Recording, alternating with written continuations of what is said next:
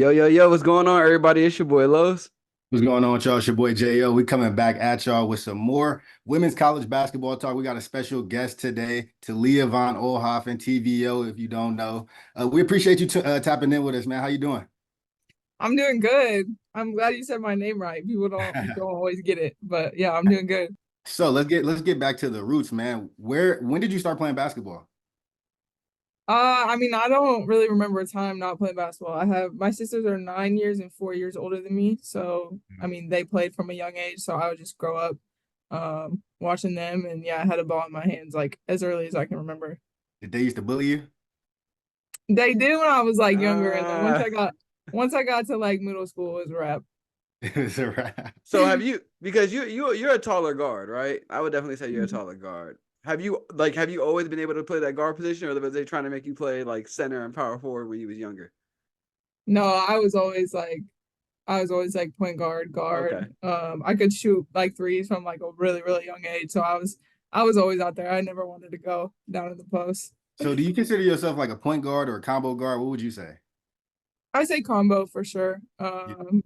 Yeah, I think that's gonna get back to playing point more this next year, which I'm excited for. But yeah, point guard wing, kind of either one, whatever I need to do.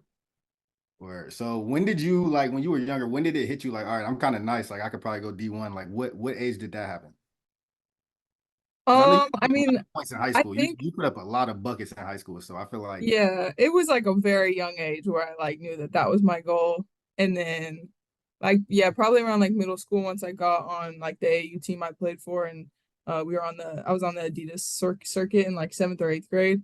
Around that time and then like you're going to like college viewing events. Then I was like, "Oh, this is real." But I feel like I had those dreams and aspirations from like a super young age because my sisters um and just like growing up watching basketball, college basketball, and girls in like my area that went D1, like that was always the goal for me.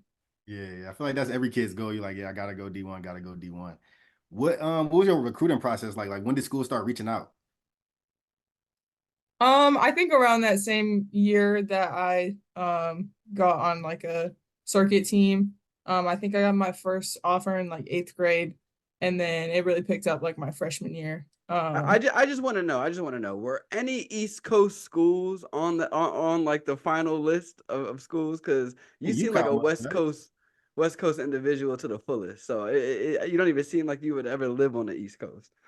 Yeah, I mean I was born in Pittsburgh, so I lived Okay. kind of around the East Coast until I was like seven, I think, 6 or 7. Hold on, Um, real quick. You're not like a Steelers fan, are you? oh, I'm definitely a Steelers fan for sure. Oh. Yeah, well, my dad was playing there when I was born. That's why I was born out there. But Yeah. my top five ended up being UCLA, Stanford, Oregon State, which were like the West Coast ones, and then I also was looking at Oklahoma and UConn. So I guess UConn would have been the only reason for me to go out there, but I still wanted to stay West Coast. Like I always wanted to play in the Pac-12, so. How you say no to Gino like that though? I think I just wanted to stay out west and I just really liked um I just thought it was a better fit for me. So yeah, Gino knew it was a shot in the dark. He knew he wasn't. He already knew. He already knew. Come on, Did you man. play any other sports like when you was growing up? yeah, I played a lot. I played soccer, volleyball. I played tennis until high school. So I kind of did everything, which I think kids need to start doing more of these days. Like I think it's good to play as many sports as you can. And then once I got to like around 8th grade, like going into high school, then that's when I was like, okay, I need to lock in on basketball. And I still played volleyball in high school, but it was very much like It, no, it, outside. it's kind of like your fault that they don't play as many sports because they see you and they be like, oh, you know what? I just want to hoop. I'm just gonna be a basketball player. Like forget the rest. So Yeah, the Yeah, I other mean it's sports good to like have a focus, but I don't no, know. I I feel I like agree. I agree with you for like sure. specialization too young is I don't know. You just got to get out and do all yeah, the different sports, learn all the different movements. I think it's important. facts. Different sports help you. Like you never know. Like you might play baseball and that could help you with something in basketball and you never knew. But Yeah, no, for sure. tell me about slam ball. I saw that you like to play slam ball with your teammates at Oregon State. Who is the best at slam ball? Oh, we got spike ball. Is that what you're talking about? I thought it was You talking slam about ball. spike ball where you hit the Well, ball in the middle, Yeah, Jo? yeah, yeah, yeah. yeah, It's whatever. spike Okay, ball. my It's called bad. spike Spike ball, ball. spike ball. My fault. I mean, I I'm gotta about go with me. Like I'm pretty. I'm pretty nice in spike ball. I'm not even gonna lie. I always say that. Like if I wasn't playing basketball, like I would look into doing spike ball professionally. Like I think it's so fun. But yeah, I'm taking me and whoever my partner is always. That's real. That's real. I'm about to say slam ball, that TVO out there dunking on girls. Like, You know, your what slam ball is with. That's what I was thinking of. I was like, I oh, was we don't like, play that out here, That would I be bro. was like, crazy. Who were some of your favorite players like growing up? Like who influenced your game and everything? I think Kelsey Plum was like a big one. I mean, she played at UW when I was like ages like 10 to 12, I think. Yeah. Um, and I wanted to go to UW when she was there. That was like my dream school. And then, like I said, like neighbors left, and then the recruiting process like became real. And then you actually start looking at like what schools you want to go to. But yeah, I love the way that she played. And then like Rondo and Jason Williams are probably like my favorites of that's all tough. time. Um, and right now it's like Chelsea Gray is who I kind of try to model my game after. I love Chelsea Gray. But yeah, those are probably the main ones. Yeah, I saw you actually got to meet Rondo. Yeah, I got to FaceTime him, so that was so Uh, cool. Nah, yeah, when I Ronda's. saw that, I was like, damn, she really might pick Kentucky. That's tough. Hey, for real though, I was like, It they was like pulling out all the stops. They pulling out all the stops. they kind of Yeah, no, I loved Kentucky, and that was just such a cool moment. I was not expecting it at all, so I wasn't even like mentally prepared to have that conversation, but he Coach was Brooks super know what he's dope. doing. Coach Brooks know exactly what he's doing. He was like, yeah, we're going Nah, for sure. For Hey, sure. the deep dive. That's funny. So what you like to do like outside of like playing basketball, like when you just chilling? I feel like you like to play Fortnite. You put up the little Fortnite thing when you picked your top 4 schools. So I feel like you play Fortnite. But what else you like to do? I mean, like you said, like spike ball, like card games, like I'm just a super competitive person. So anything like that, like we'll play spades with some of my friends in Corvallis or just like any games like that. Like I just love competition. And besides that, it's really just basketball in school. Like the grind is takes up a lot of time. So yeah.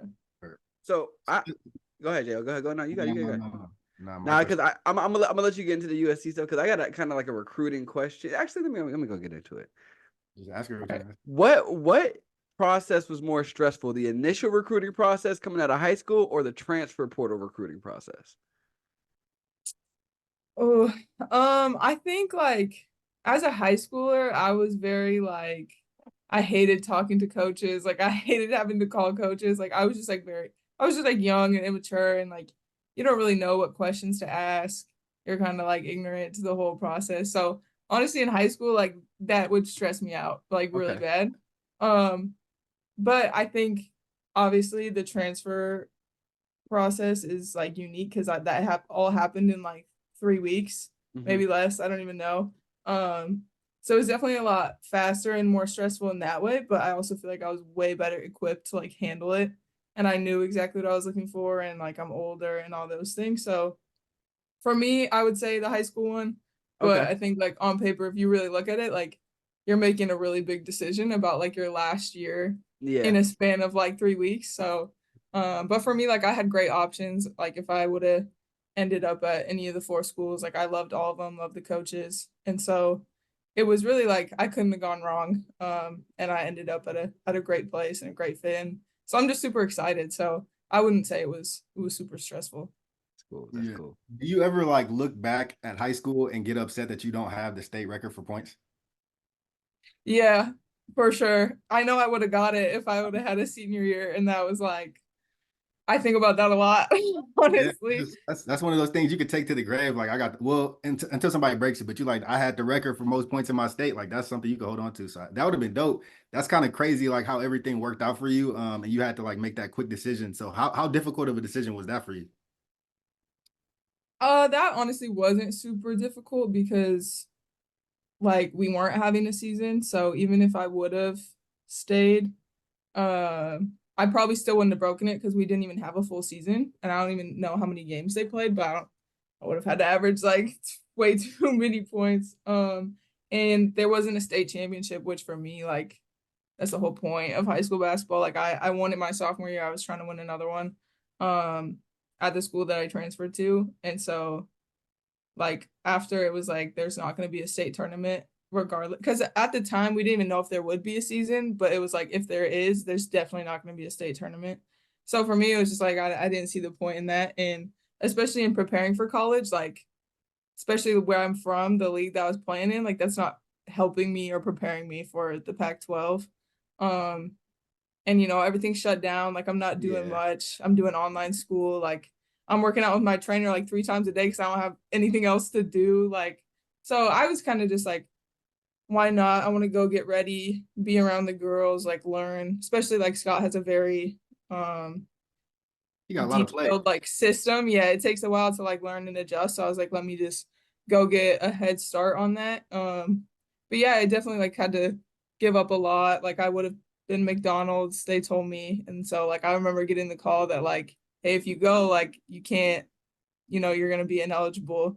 So that was hard too, because that was always a dream of mine. And then obviously the scoring record and not being able to win another state championship. There was definitely like a lot that I had to give up for it, but it was a good experience. And just because of COVID, I didn't really have much of an option or much to stay for. So yeah. Hey, that's a polite warning to the whole nation that she gotta get a chip before she go pro. So she getting a chip before she go pro. So just know that. Yep. That's the goal. So how difficult was it to like just jump straight into college? Because you went to Oregon State and then you had a couple weeks and you start playing, right? I had 2 days and then I played my first game. Yeah, like Yeah. that's insane. That's like, I mean, we saw like Baker Mayfield do that when he got traded and he had to like start within a couple days. So like it's insane to think that somebody who was in high school, like getting ready to finish high school, just jumps right into college and playing in the Pac-12. That's wild. Like how big of an adjustment was that? Like, were you nervous or were you just like, I'm ready to play? Honestly, like for me, it wasn't a crazy adjustment because And I it was easy. watched, I She would said it watch was easy out there. No, it wasn't. It definitely No, wasn't I'm playing. easy. Like it was Yeah. faster, it was more physical, all those things. But I think a lot of girls nowadays, or just in general, like a lot of young players don't watch. Oh, honestly, more now, but some players don't watch like college basketball. And but for me, like I had watched Oregon State play so much. I watched so much basketball. I'm just like a fan of the game, and so I kind of from watching it learned how to like emulate that in my workouts. And my trainer, Brian Edwards at home, did a great job of like putting me in a position where like I'm doing college workouts in high school and I'm doing things that are gonna apply directly. And obviously it's not the same and it's not gonna get you completely ready for being out there going full speed, but I was pretty realistic in the way that I trained and got ready for it. And I feel like one of my biggest assets is just I think the game really well. So in terms of like learning plays, like none of that was super hard for me. I think just like the physicality and the speed of how like quickly like possessions go, how quickly things transition, was definitely an adjustment. But for me, like I was just like I'm just trying to hoop. Like we had been, locked down, hadn't played games in a while, and it's also pretty easy to perform when you have no expectations. Like going in there as a high schooler, it's for me, it was like I'm not really supposed to do anything right now. Like if I go in and airball my first shot, it's like, oh, she's a high schooler. Like it's not that big of a Yeah, deal. that's true. That's true. So That's it's like fair. there's not a lot of pressure. So me, I was kind of just like, well, let me just go hoop. Like that was just my mentality. And I didn't even think I was gonna get in the game. And I ended up playing like 25 minutes my first one. Like hit my That's first so shot. that's Hit so my cool. first shot. It was like a deep three off the dribble. I was just like, I'm just happy to be here. Like I'm just hooping. So I don't know. I think just not having pressure or expectations is kind of what allowed me to do that. But yeah, I was just having fun. That's dope. That's dope. So how sweet was this season after having like a couple tough years at Oregon State and then having this year where you guys were picked 10th, you guys make it to the Elite Eight. I think you finished the year top 10 team. Like you guys were really good. I kept telling Los this year, I was like, this is a team nobody wants to play in the tournament. So Mm-hmm. how Thanks. good was it to like have that season after having a couple rough years? Yeah, I mean, it was incredible. Like coming to Oregon State, they had gone to, Final Four and then two Elite Eight, Sweet 16, whatever. Like it was very much like a well-established program on a run. And then COVID hit and things kind of started to go downhill. And so not that like you come in expecting to just win and like for things to be handed to you, but like I never thought that my freshman year we wouldn't even be in the tournament. Like you almost don't even think about that because it's just like they just went to two Elite Eights, two Sweet 16s, a Final Four, like all these years in a row. So like part of you kind of just like I didn't even think that we wouldn't be in the tournament. Like Yeah. that wasn't even something that crossed my mind. So I think it was a cool like journey for me going to the NIT and then, you know, getting hurt my sophomore year, missing the postseason. And then just going into this year, I was like, I don't give a fuck what happens. Like I'm not losing. Like Facts. No, I'm facts. gonna That's do real. That's real. and like completely changing my game too. Like for me this year, it was just like literally whatever I gotta do. If that's, you know, 0 points, guard the other team's best player and just like run or whatever. If like one night it might be 25, like whatever it is, like I'm just like every night I'm just gonna be what this team needs me to be. And I think that was like a big step for me in my game and just a great experience for me to do that this year. I think I grew like in a lot of different ways. Because I think coming out of high school, like I was just a scorer. That's kind of all I really knew was like I always just put up a lot of points and produce a lot of offense. So yeah, it was super cool for me like individually to kind of figure that out and be a leader in that way. And then obviously we just had a great group and it all came together. And when you have that many people that just want to win no matter what at any cost, it was incredible. And to see Gil start to fill up and all the fans start to come back, it was really cool. It was really special. Yeah, that's dope. So you guys had like you said, a really good team. What do you think made that team so special? I mean, you guys had like Reagan Beers, who's a star player. You guys had you had Tamia Gardner, who's a bucket. Like I feel like she's an underrated bucket. Like people don't understand how nice she is at scoring. She could get buckets. So what do you think made this team so special? Yeah, I think just the depth and like the fact that I mean, obviously we always had Ray, but even like Ray went down for a couple games, like we just had so many pieces that could kill you on any given night. Like we had a lot of different players get to 15, 20 points. You know, we had players that wouldn't play for 1 or 2 games and then come in and give us the best like 15 minutes of their life. Like so we were just so like dynamic in that way. We had so many different lineups. Like we could go small, we could go really big. You know, we could put in like a really athletic group or a group that everyone can shoot the ball, type of thing. So we just had like literally every single piece. And over the course of the season, just kind of learned each other and learned how to put it together and play to our strengths, depending on who's out there. And then I think just everyone bought into the defensive end. Like that was my goal this year. Like I was definitely kind of like our quarterback on that end of the floor. And I think I learned that like when your leader is taking so much pride in defense and putting that much of an emphasis on it, and then everyone else starts to, and just how obviously how uh great of a coach Scott is on that end of the floor. He's just like a genius. So when we all like buy into it and just like lock in, I mean you don't go that far in the tournament if you can't play defense. So I think that was a big thing is taking all of this offensive talent that came out of high school, like so highly touted like on that end of the floor and then getting them all to buy in on the other end. I mean that's what college basketball is, right? Like that's what takes people far. So that was kind of our journey as a young group, is just figuring that out and everyone buying in, and it got us really far. Yeah, you So guys. Oh, my oh, fault. no, I was gonna ask you what made that flip switch for you? Obviously, an amazing offensive player, but to really say I'm going to lock in on defense, because I feel like that's really tough for offensively dominant players to channel that same energy on the defensive end. So was it like, were you watching something? Did you have a conversation with somebody? What flipped that switch for you to be like, I'm going to go ahead and lock in on the defensive end? Yeah, I mean, I've always, it's not like I wasn't like caring about defense No, before, no, for but sure. I think just like realizing that it's what it takes. Like if you want to win, you have to like that was why we weren't very good our first 2 years, was just like I mean, obviously there's a lot of different things, but overall, like if you have a great defense, you're gonna compete in every game. Absolutely. So obviously That, like there's individual roles everyone has, but I think I was just like if this team wants to win and if we want to be great, our team defense has to be great. And so I took that as like my responsibility. And just because that's like what it was going to take Yeah. to win. And so yeah, I think just adding that layer to my game and like playing kind of a different position this year. Like I was on the left wing all year and I Mm-hmm. was playing in a style that I never really played before. So kind of like a little bit uncomfortable offensively, I would say, not really how I'm used to playing. And so I needed to find other ways to impact the game. So I need to guard the other team's best player. I need to, be very vocal and play calling and all that stuff. For me, it was just like learning other ways to impact the game and That's what the greats do. That's what the control greats a do. game.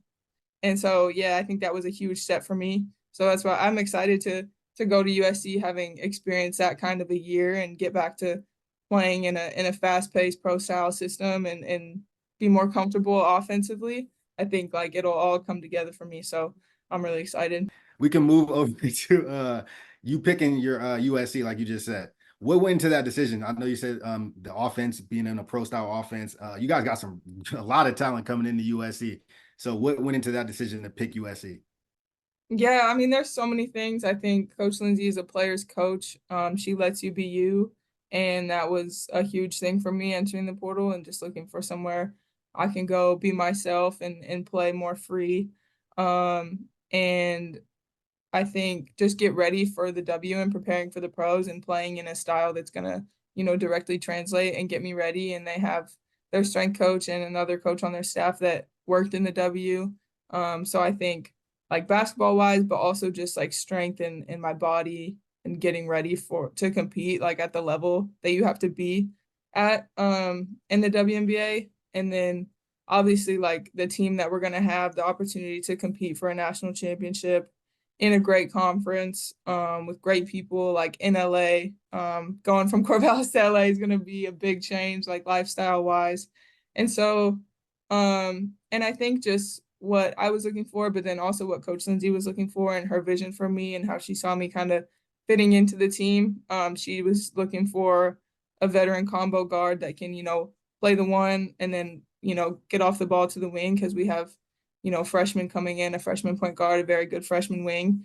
And they're going to play great and give us great minutes. But, in terms of chasing a national championship, it's hard to do that with, freshmen, freshman point guard, freshman wing. So I think just bringing in that aspect of leadership and being able to be versatile in that role is what she was looking for and how I saw myself fitting into a program. So it was just the perfect timing, perfect fit. And obviously we're going to be really good. So that's exciting too. Yeah, that's a fact. I feel like you fit perfectly with what, like you said, like what they're looking for. You're gonna bring that leadership. You've been in the Pac-12. I know you guys are going to the Big Ten, but you've been around a lot of these players. You guys know each other from playing against each other. I think you and Kiki are gonna bring that veteran leadership that the young team needs. But then you guys got the youth, and then you got Juju. So it's gonna be a problem out there. Now I remember Yeah. Jalen was like, I remember Kiki committed and he was like, man, we waiting on that final domino to drop lows.